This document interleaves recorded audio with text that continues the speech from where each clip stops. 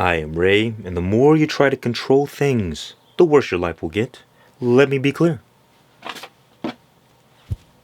Most, if not all, suffering arises because of this, at least in my experience. Once I stopped trying to control everything, peace, relief, freedom. It's like carrying a big bag of rocks on your shoulders. Don't you realize that the universe is infinite? There's billions of problems that will arise in our life. And if we place all the burden upon ourselves to figure it all out, we're screwed. Not that it cannot be done. It just sucks. It's like an uphill battle all the time. Always struggling. Can never catch a break. It's like we spend our whole life just trying to stay afloat. Oh no, I'm drowning. Not today, my friend. You shall drown no more. You shall be free. Control is one of the worst mental prisons we can get into. And if you're looking for a step-by-step system to break free from your mind prison, click the link down below. Now, here is the nature of the mind. I use the mind interchangeably with the ego. Not exactly the same thing, close enough. The ego's primary objective, well, there's a lot of them, but its main purpose is identity. Imagine a metal ball, magnetic, and it attracts all of these other little metal objects to it. Things like beliefs, stories, personality traits, all centered around this. The person we believe ourselves to be. And everything else from our life arises from this source. So your current life right now is nothing more than a reflection of who you have been. If you want to live a better life, well, then all you got to do is change a little bit. Sometimes a lot. But we have to first address, okay, what are the things keeping us a slave? And identity is self. The mind or the ego gives us a sense of individual self and separation. So, I am me, and you are you, and we are we. And this inevitably leads to the ego's main drive to control its reality. So this is like Buddhism 101. All suffering arises because of desires, let's say. Desires and aversions. And desires and avoiding things come from our attachment. Attachment to what? Identity. So, for instance, if we have a certain personality trait, let's say I'm going in for a job interview. Not me, but somebody. And you really want it. You're really like, oh, I gotta have this job, I need it. Let's say you identify with somebody struggling with money. So that identity causes you to really have a strong desire to get the job. You're pursuing pleasure, getting the job, avoiding pain, not getting the job. And so, we as the ego really want to control the outcome. I really need this to happen. And if it doesn't, I'm going to be upset. And when it doesn't happen, we experience suffering. The only problem is, life is always changing. There's billions and billions and billions of variables all the time. Life is never going to go exactly the way we want it to. So if we live our life from this, attached to ego, trying to control outcomes, we will always be in this never-ending hamster wheel of suffering, called samsara. Samsara is a word that means wandering, and it's like wandering through a great and barren desert. There are an infinite amount of things for us to avoid all the time, and there are an infinite amount of things for us to pursue all the time. Never truly finding any satisfaction. The whole game is rigged, and, well, like 98% of all human beings that have ever lived on the planet have been stuck in this. So you don't have to feel alone. Everybody's there with you. And only a few people who become free find that relief. So if you have this tendency to need to control your circumstances, to control your outer environment, you already probably know that it's futile. You can try, and you can make some progress. In that, well, you can clean your room, and your room can be nice and clean. And that'll help with your mental health. But as you expand to try and control more and more things, it's just too much. It's like juggling balls. Oh, there's too many balls. Maybe you can get 1, 2, or 3. But the only reason we need to control anything in the first place is because we're attached to our identification with the ego. We're trapped in the mind prison of these different stories, different beliefs that we entertain on a daily basis. So for instance, I have this desire. If life does not match my desire, I am in resistance. I am in suffering. So I need to control the elements in my life so that I can get what I want. And if I don't get what I want, then I'm mad, and then I also suffer and struggle trying to get what I want. The problem is, getting what you want isn't going to satisfy you anyway. It's fugazi, futile endeavor. Stop it. Just stop it. And so what happens is that during childhood, most likely, we get traumatized, and we have this traumatized identity. For instance, if growing up you didn't feel safe, you are going to have this identity of trying to control everything as a trauma response or a survival response, because your body, your whole system, is going to try and avoid the suffering that you used to experience. Oh, that's not going to happen again to me, so I need to do a lot. Need to do a lot about making sure everything goes according to plan. And the problem is, the ego is a very limited state of consciousness. I won't get too in depth, but the ego is very insecure because of this. And the fact is, well, the ego is kind of an illusion anyway. Our identity is a construct based on memory and sense data. That is why you see, when people get triggered and they emotionally react to something, it is because they have been poked in this identity. It's been poked. Some story, some belief, some personality trait has been triggered. You could call it, in psychological terms, these are called complexes. These little sub-personalities that are each like their own living thing. And every once in a while, they possess us. And oftentimes we do something stupid. But the reason this happens is because since the ego is insecure, because its nature is fundamentally an illusion, if we were to logically be aware of its false nature, the ego would die and could not survive. It will not survive the light of our awareness. Its very nature is darkness and ignorance. Just a side point, it's not wrong to have an ego, but it is ignorance to believe that you are your ego. Not wrong to have identity and personality and stories and beliefs. It's wrong to be so attached to them, because that is what creates the suffering. So what happens as a survival response? The parasitic ego, which I call the monster mind, sends us into fight or flight, into a survival response. So the resources in our brain get channeled down into our body, so we stop thinking rationally. That is why you see some people, when they get into arguments where they get triggered, you listen to them speak and they make no sense. You could present to them clear evidence of exactly what is contrary to whatever they're talking about, and they will not be able to see it because they have been hijacked by the monster mind. When we get triggered, we enter into unconsciousness. For example, if you have a strong identity about being a kind of religious person, if I make fun of your beliefs, you will get triggered, go into unconscious, and want to beat me up. If you are not bound by the ego and not stuck in the mind prison, I could make fun of your beliefs and you would not care. You would say, oh, well, that's your problem, man. I'm good. I'm just trying to help, man. Hey, you do you. You see, the ego is a prison. Stuck in this little prison, here we are. And we mistake the prison as a safe little box, like a little safe space. Because our whole system, it likes the known. It does not like the unknown. Because the unknown is chaos, it is death. The known is light, like a little campfire. It's life. Safety. So that's why when people get triggered, it's a fight or flight response. The prison, the safe space, is being attacked with like bow and arrows and swords and stuff like that. And that is why when you attack somebody's belief, they react so emotional. Because it's as if you are attacking them. You're threatening their survival.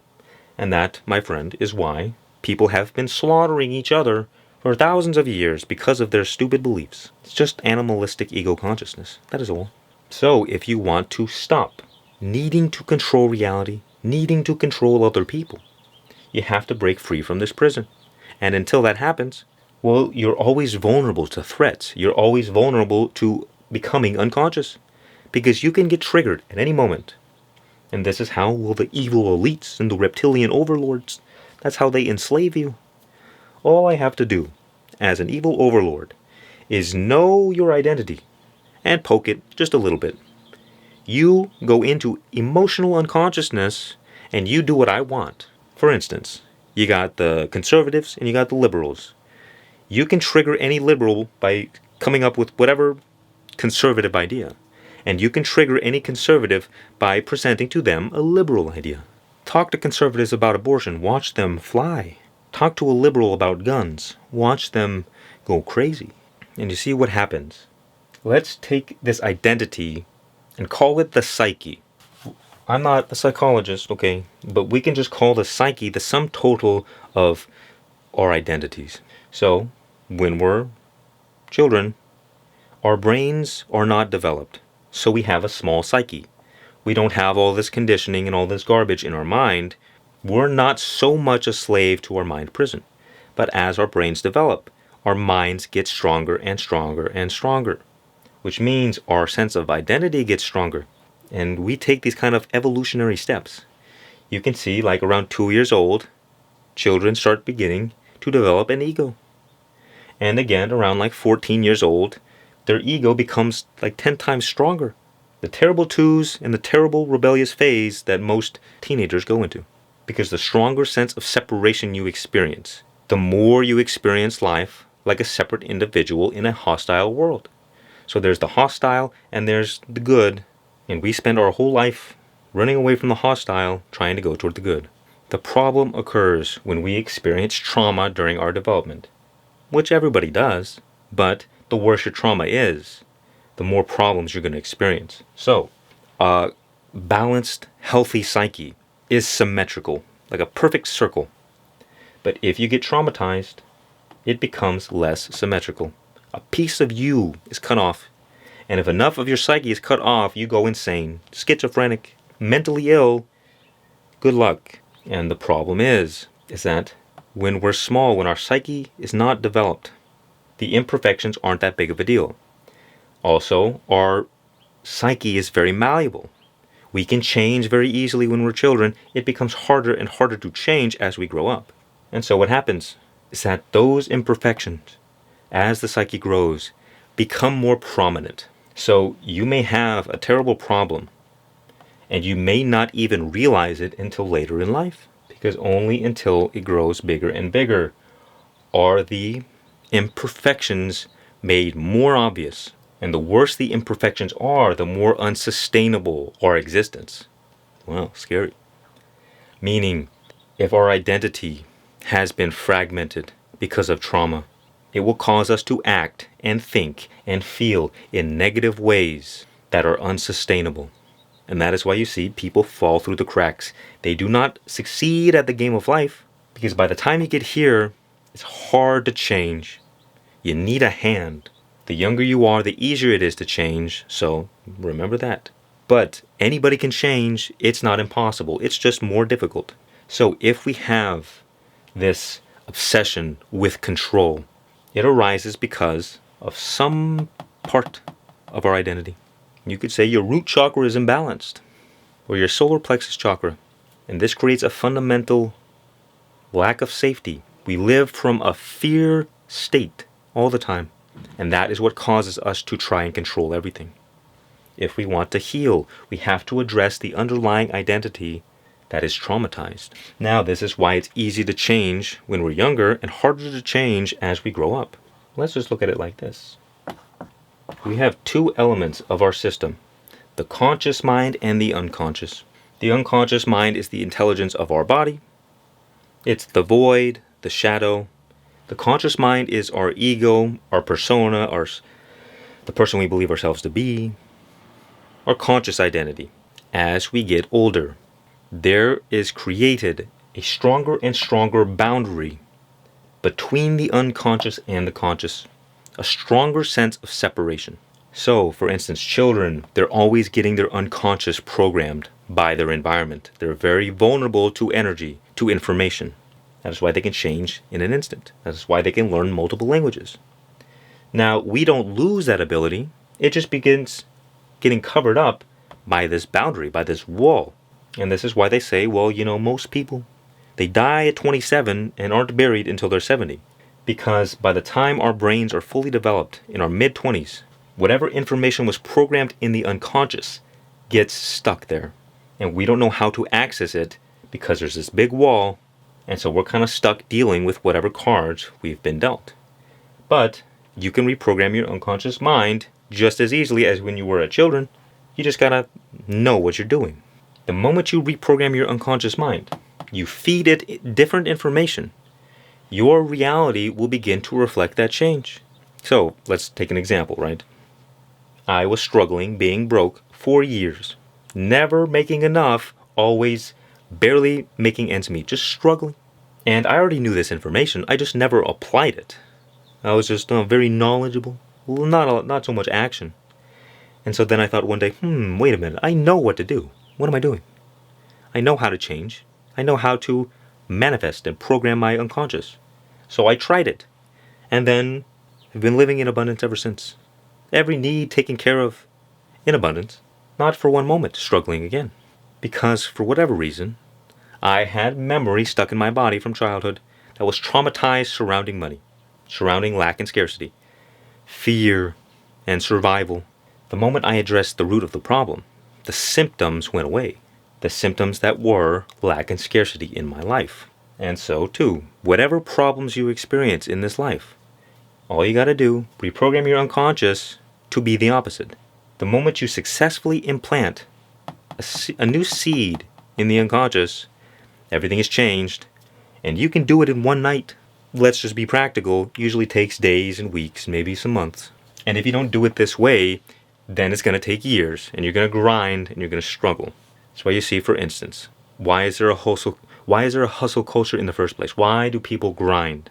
It's because their outer reality reflects lack and scarcity, and they make a conscious decision, I don't want to live in lack and scarcity anymore, so I'm going to take a lot of action. And through taking those actions, eventually they reprogram the unconscious. And once they reprogram the unconscious, abundance is natural. Now, you can sidestep all those years of struggle by just reprogramming the unconscious directly. Think about control when it comes to money. Oh, I gotta control all the finances. Every single detail, every penny has to be accounted for. Every hour worked, I must know. When in reality, you can just live effortlessly abundant. By default, by natural. You don't even have to do anything. You will do things because, well, human beings are meant to do things. But the point is, you don't have to struggle. The only reason we struggle is because we fight the unconscious. The conscious and the unconscious are at war with each other. And that creates an inner battle, an inner torment. Get these two forces on board, and you're golden.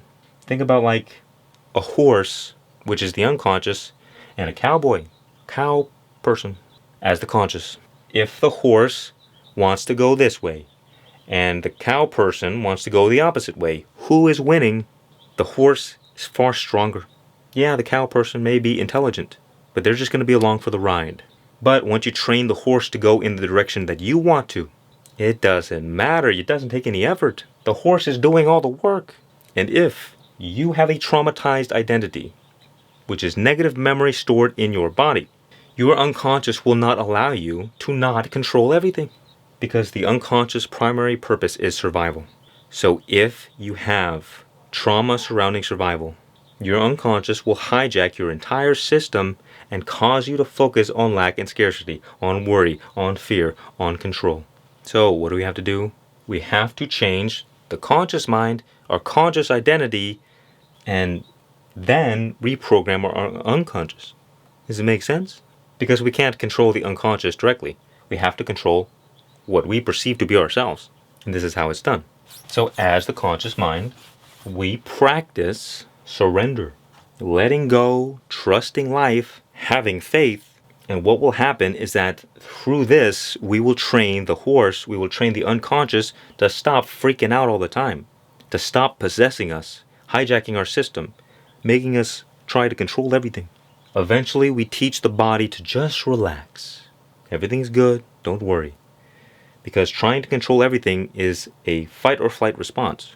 Once we program the unconscious through surrender and acceptance to stop worrying all the time, we'll stop getting possessed and we'll be able to finally just relax. We'll stop hyper-focusing on all the things, all the details of trying to control our daily life, and we'll be able to just flow. Because the fact is that life is always taking care of you no matter what.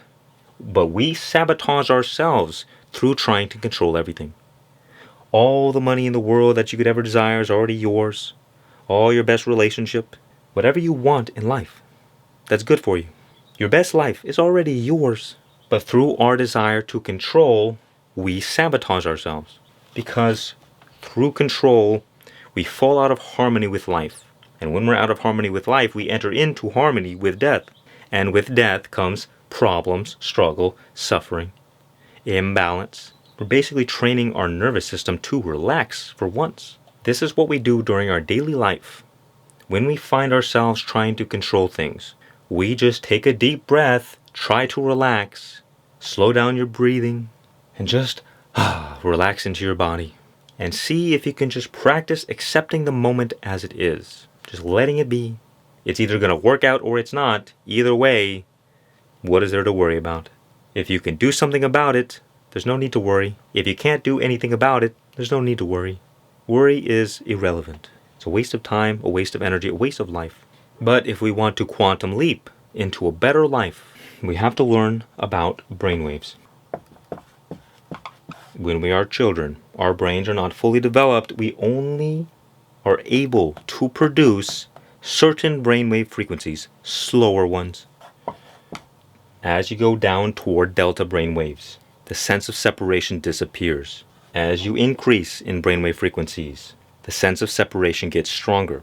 Our brainwaves, which are electrical impulses in the brain, literally create our conscious experience. So children who can only produce high levels of delta and theta, they're in flow with life. They're in harmony. They're tapped in to God itself. And that is why they remind us of things we have lost. And the reason that, you see a lot of people, they're like the living dead, is because they have been cut off from that source. Because once our brain starts fully developing, we get stuck often in beta and alpha consciousness. Beta consciousness is typically what the problem is, because that's the strongest sense of separation we experience. Think about like a gazelle. It's always spazzy all over the place, because there's a billion different threats that could attack it at any moment. It has to be this way for survival purposes. So when we get stuck in beta consciousness, it's like we're a prey animal. Always anxious, always worrying, always being afraid. It's not that beta brainwaves are bad. It's just that we can get imbalanced, stuck in anxiousness all the time. And this is most likely why you may try to control everything. But think about like alpha consciousness, like the lion. The lion's not trying to control, it's relaxed. It's taking it easy. It has no worries, Hakuna Matata. And see this separation, and you see it is our brainwaves that create that wall that we discussed earlier. When we slow down our brainwaves, we go to sleep, unconsciousness. Theta is the dream state, delta is deep sleep. Alpha is being awake but relaxed, beta is being awake and focused. So the secret is to reprogram your unconscious mind and change very quickly, quantum leap, as when you were children. We need to operate at this level right here. Because when you're in the beta state, that's when this wall is the strongest. As you slow down, get more relaxed, deeply meditative state, the boundary dissolves. And you can directly reprogram your unconscious with anything. The unconscious, the body, it only knows the word yes. So whatever you tell yourself, that is what you're telling the unconscious. We're always reprogramming our unconscious in a billion different ways every day. If you tell yourself, I'm stupid, you program yourself to be stupid. It is not true, it is not fact. You believe it into existence. So too with everything. If you knew how neutral life is, you would be shocked.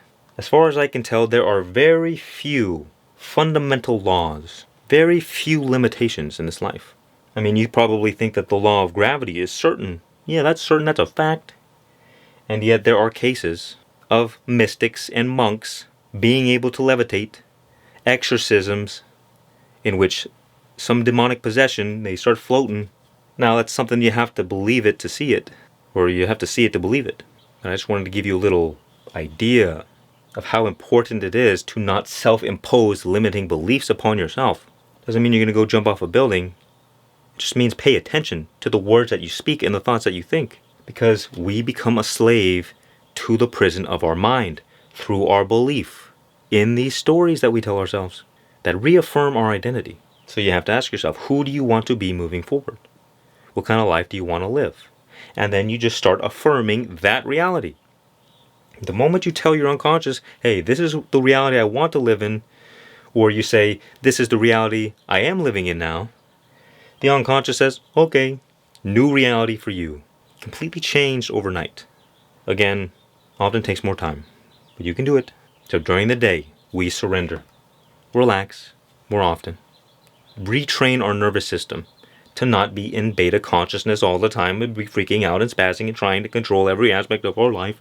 And then in the boundaries between waking and sleeping, first thing in the morning and last thing before bed, and in meditation, we go into these stages of consciousness with a certain intention to change our life. And there are two ways to do this. You can either visualize a new life, because your body doesn't know the difference between what is in imagination and what is real in the world. They're both real.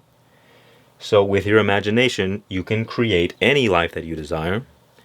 Or what I like to do is just repeat positive affirmations over and over again. And also work yourself up into a feeling state, because the body speaks the language of feelings. So when we repeat positive affirmations, we do it to evoke a feeling, not to just repeat positive affirmations. Once you speak the language of feelings, the unconscious pays attention and says, oh, okay, sounds good. But sometimes you just got to be robotic for a little bit to build up the habit. That's okay. So you can say things like, I am safe. I love my life. Everything is working out perfectly for me. Use that one. That'll get you relaxed and able to surrender, because you're programming your unconscious to trust life. The reason you try to control is because you don't trust life. You don't even have to trust yourself. In fact, you as the ego should not be trusted, because it's not reliable. You can trust in the divine intelligence of everything, of existence, of God. Whatever. It's the easiest way to just let it all go. Put all your burdens on God, why don't you? That is why, for instance, Christianity is so powerful. Because you can put all of your burdens on Jesus and not have to put any on yourself. And everything will be good. But the moment you start putting burdens upon yourself, now you're struggling. It doesn't mean you don't do hard things. Doesn't mean you don't work hard and live your purpose. It means you're not living with psychological burdens about controlling everything, about needing life to be a certain way. You realize over time that life is taking care of you, and that you don't actually need to do all that much. All you need to do is surrender and program your unconscious to relax. Everything is working out perfectly for you, my friend. Continue to remind yourself of this. Tell the horse, hey, look, everything is working out. Everything is working out. And during your day, whenever something works out, pay attention. Repeat positive affirmations. Then, hey, look, it is working out. Wow. And it will. And you'll get in this feedback loop of positivity in which your life will change in a very short amount of time. But you gotta be intentional about it. You can't just allow the automatic programming to continue to run. Because as Carl Jung said, if you don't make the unconscious conscious, it will direct your life and you will call it fate. Everything is coming from you. All you gotta do, reprogram yourself, life changes automatically. You don't gotta put out fires. I mean, when you struggle with problems in the world, your experience working through them changes you. That's the whole point. But some people are on that hamster wheel where they're just always struggling with problems, can never get ahead. And that is not a burden that builds you. That is a burden that breaks you. So just remember, identity has been traumatized. Negative memory stored in the body. In order to reprogram our identity, we have to first make a conscious change, and then we speak the language of feelings in order to reprogram our unconscious mind, our unconscious identity. But we can't speak the language of feelings directly, so we think better feeling thoughts. We change our attitude toward life. We change how we react to things. And in the state, in between waking and sleeping, because that boundary is dissolved, we can directly reprogram our unconscious mind. So you need less feeling. When you're awake, you need stronger feeling in order to get through that barrier. Practice these things and your life will change in no time. And if you're tired of letting your mind ruin your life, I created a 90-day step-by-step system to help you break free and start living the life you truly desire. Mantra Mind Mastery, link is below. I am Ray, much peace and many blessings, and remember, just be.